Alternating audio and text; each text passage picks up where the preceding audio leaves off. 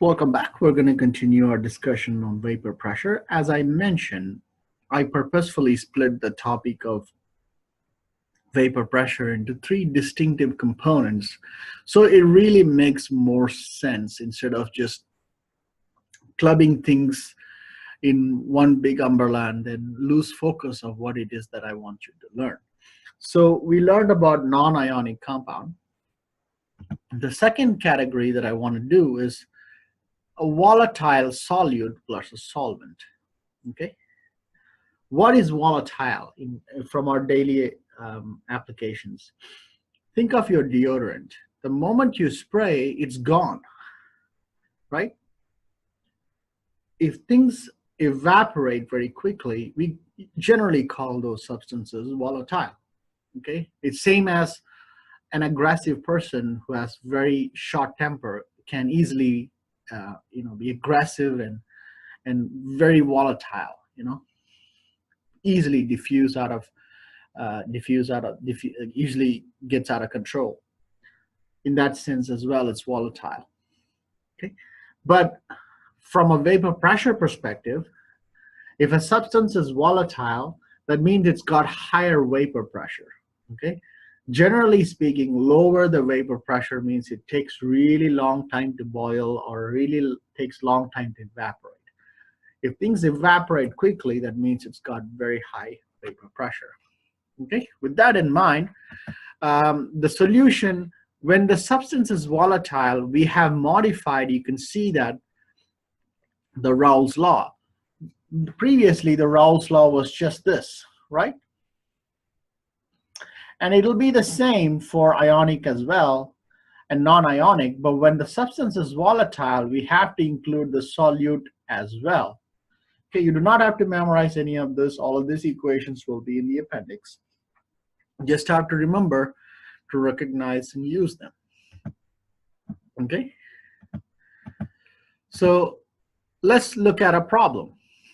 Okay, so calculate the vapor pressure of a mixture containing two non-volatile compounds. Now, how do I know which one is, both are volatile? How do I know which one is solute, which one is solvent?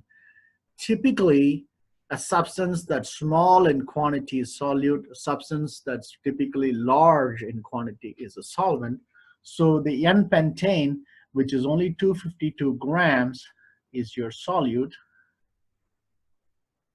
And your N-heptane, which is large in quantity, is your solvent. Okay, and I have given the molar mass of each of the substances right next, just so that I can keep the video time very small. The vapor pressure of the N-pentane and N-heptane are respectively this. So this is a straightforward problem. All we have to do is find the mole fraction of the solvent and the solute separately. So first, let's find the mole fraction of 252 grams of pentane, right? Let's find the moles of that over 1.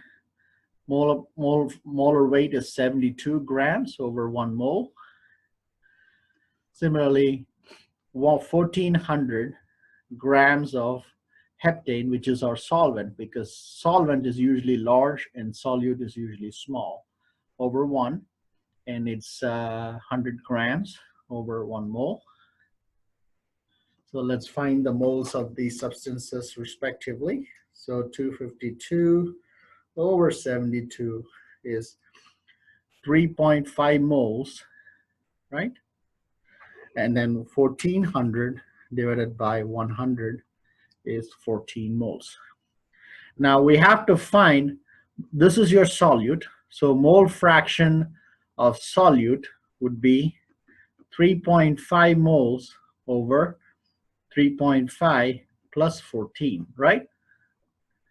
Mole fraction of solvent, which is the 1,400 grams, is 14 moles over 14 plus 3.5, right? So that's 3.5 divided by 17.5, right? That's 0.2, and then 14 over 17.5 is 0.8. Now all we got to do is put it into the expression. So vapor pressure of solution equals, first part is mole fraction, vapor pressure of solvent, which is 36 times mole fraction of the solvent is 0.8. So that's one component, right? Plus mole fraction of solute is 0.2 times 420, right? You do not have to convert the pressure unless I ask you to. Only temperature must be converted. Plus 0.2 times 420, it's 112.8. So again, you do not have to memorize the equations. And if it is a volatile component, I would specifically write the question in this format, because I don't think we're quite at a point for you to categorize substances volatile or non-volatile. And that's also not so much important for this course, so I would specify that, okay?